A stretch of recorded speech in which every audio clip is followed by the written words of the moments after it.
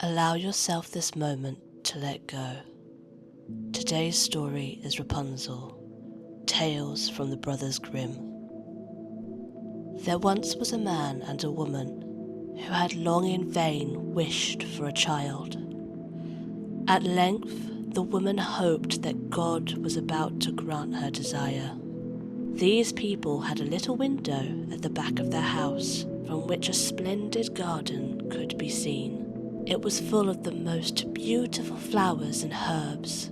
It was, however, surrounded by a high wall, and no one dared to go inside into it because it belonged to a witch who had great power and was dreaded by all the world.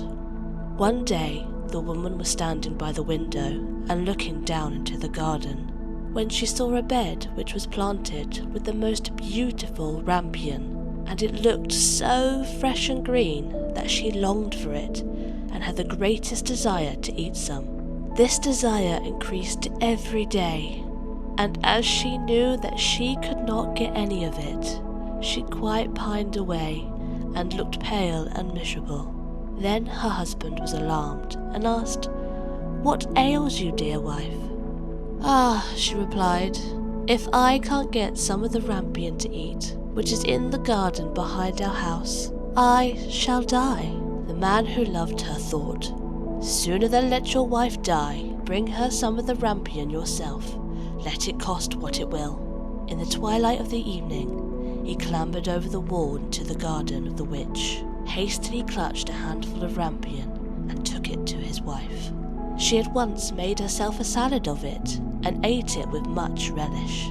She, however, liked it so very much that the next day she longed for it 3 times as much as before. If he was to have any rest, her husband must once more descend into the garden.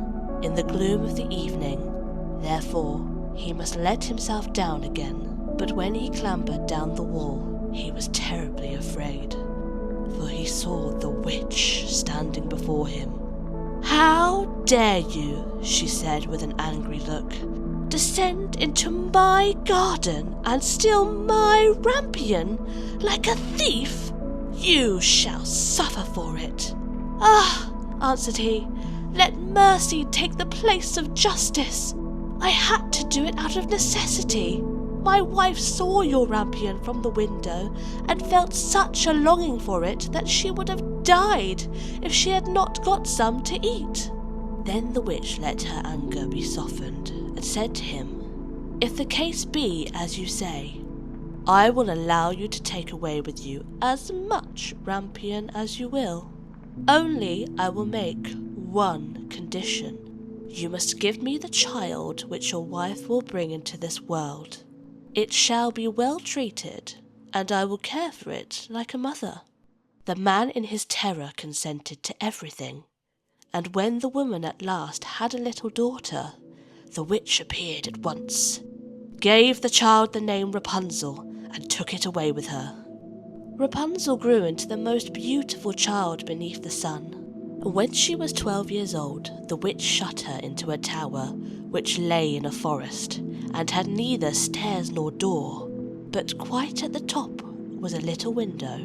When the witch wanted to go in, she placed herself beneath this and cried, "Rapunzel, Rapunzel, let down thy hair."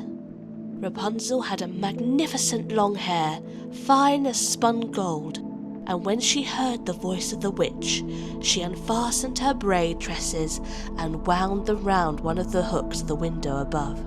And then the hair fell 20 ells down, and the witch climbed up by it. After a year or 2, it came to pass that the king's son rode through the forest and went by the tower. Then he heard a song which was so charming that he stood still and listened. This was Rapunzel, who in her solitude passed her time in letting her sweet voice resound. The king's son wanted to climb up to her and looked for the door of the tower, but none was to be found. He rode home, but the singing was so deeply touched in his heart that every day he went out to the forest and listened to it. Once when he was thus standing behind a tree, he saw that a witch came there and he heard how she cried, "Rapunzel, Rapunzel, let down thy hair." When Rapunzel let down the braids of her hair and the witch climbed up to her, "If that was the ladder by which one mounts, I will for once try my fortune," he said. The next day, when it began to grow dark, he went to the tower and cried, "Rapunzel, Rapunzel, let down thy hair." Immediately the hair fell down and the king's son climbed up. At first, Rapunzel was terribly frightened when a man, such as her eyes had never yet beheld, came to her. But the king's son began to talk to her quite like a friend, and told her that his heart had been so stirred that it had left him to have no rest, so he had been forced to see her. Then Rapunzel lost her fear, and when he asked her if she would take him for a husband, she saw that he was young and handsome. She thought, "He will love me more than that old Dame Gothel does," and said yes, and laid her hand in his. She said also, "I will willingly go away with you, but I do not know how to get down. Bring with you a skein of silk every time you come, and I will weave a ladder with it. When that is ready, I will descend, and you will take me on your horse." They agreed that until that time he should come to her every evening, for the old woman came by day. The witch remarked nothing of this until once Rapunzel said to her, "Tell me, Dame Gothel, how it happens that you are so much heavier for me to draw up than that young king's son. He is with me in a moment." "Ah, you wicked child," cried the witch. "What do I hear you say? I thought I had separated you from the world, and yet you have deceived me."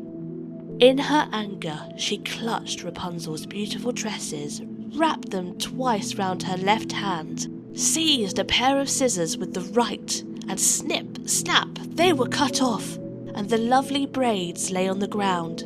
And she was so pitiless that she took poor Rapunzel into a desert, where she had to live in great grief and misery. On the same day, however, that she cast out Rapunzel, the witch in the evening fastened the braids of hair which she had cut off to the hook of the window, and when the king's son came and cried, "Rapunzel, Rapunzel, let down thy hair," she let the hair down. The king's son ascended. He did not find his dearest Rapunzel above, but the witch, who gazed at him with wicked and venomous looks. "Aha!" she cried mockingly. "You would fetch your dearest, but the beautiful bird sits no longer in the nest. The cat has got it, and will scratch your eyes out as well. Rapunzel is lost to you. You will never see her more." The king's son was beside himself with grief, and in his despair he leapt down from the tower. He escaped with his life, but the thorns into which he fell pierced his eyes. Then he wandered quite blind about the forest, ate nothing but roots and berries, and did nothing but lament and weep over the loss of his dearest wife. Thus he roamed about in misery for some years, and at length came to the desert where Rapunzel lived in wretchedness. He heard a voice, and it seemed so familiar to him that he went toward it. When he approached, Rapunzel knew him, and fell on his neck and wept. 2 of her tears wetted his eyes, and they grew clearer again, and he could see with them as before. He then led her to his kingdom, where he was joyfully received, and there they lived for a long time, happy and contented. As the story comes to a close, take a moment to let go, and remember, be kind to yourself. If you'd like to support this channel, and you love to hear more stories like this, please feel welcome to subscribe.